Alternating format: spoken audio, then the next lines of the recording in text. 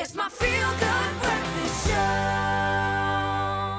Welcome back. Welcome back to the conversation as the echoes of the World Sports Betting Met. Excitement still lingers very much in the air. We are here to revisit the glamour, the triumphs, and of course some unforgettable moments of probably the most prestigious racehorsing event of the year. And here to help us unpack it is World Sports Betting Director Hilton Hassan. I noticed you weren't here on Monday, buddy, which is quite strategic, I think, after the Met. You want to give it a day or two? Yeah, I think so. Just a week to pack Just up. a week. I love it. Cape Town is still buzzing.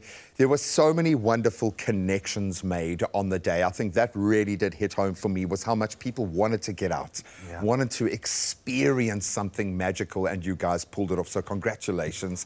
How are you feeling now that the dust has started to settle, the hoof dust? This was incredible. Yeah, it was a fantastic day. I said to you on Saturday, there's two sort of parties. There's the people who couldn't wait for the Saturday, and then us with the blood, sweat and tears who couldn't wait for the Sunday. Yeah, it's been a week of sort of getting our feet back together and just sort of getting back to our normal jobs. The racing itself needs to stand up, and there were some incredible races right down to the main event. So walk us through that highlight and how the drama played out on the course. Yeah, it's obviously you see it again, who was the strong favourite. He didn't show, but the winner, double superlative, it's actually quite a success story, a story of comeback. Because a couple of years ago, he was the best 3-year-old in the country, and he was preparing for the July, and he did himself quite a serious injury. Oh, wow. He pulled his tendon. That. Well, you know, if you and I get out of bed in the morning, we roll our ankle, it's surgery. Yeah, especially at my age, buddy, for a month, yeah. But because he was young enough, they put him on a farm for a year, sort of nursed him back to health, which in itself is quite a miracle, because most owners don't have that patience. Yeah, so all the resources. Exactly, yeah. correct. So they put him on for a year, let him recover, brought him out slowly. He had his 4 runs. 2 good runs, 2 average runs, but he saved it for the big day, and he repaid back everybody's faith, didn't he? I love that. And there is this buzz before the main race where the handlers and all the pundits and the amazing team that kind of broadcast are looking at the horses, looking at the adrenaline, how they're feeling, all these personalities playing out. They are superstars in their own lane. Absolutely. I love that. As the starting event, the kind of true north for horse racing for the year, this has got to make you excited, because this opens the books, baby. There is something special on the cards throughout the year. How are you feeling about the horse racing scene after what you saw this last weekend? Super excited. You know, it's exceeded our expectations, let's be honest. You know, there was our 3rd year we've been sponsors, and this stood out by miles.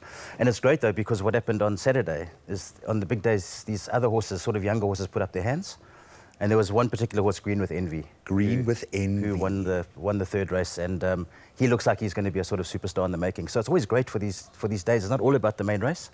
It's all about the horses that are going to sort of take over from the horses, and maybe next year he'll be in the Met. Maybe we'll be sitting here talking about Green with Envy next year. I have no doubt we will, Bud, because you seem to have an eye for these things, and I think our viewers have picked up that if they watch these little sessions with you, they're going to pick up at least one gem. I'm going to say it again, Green with Envy. Remember that name for the rest of this year, or maybe for the next 3 years or so.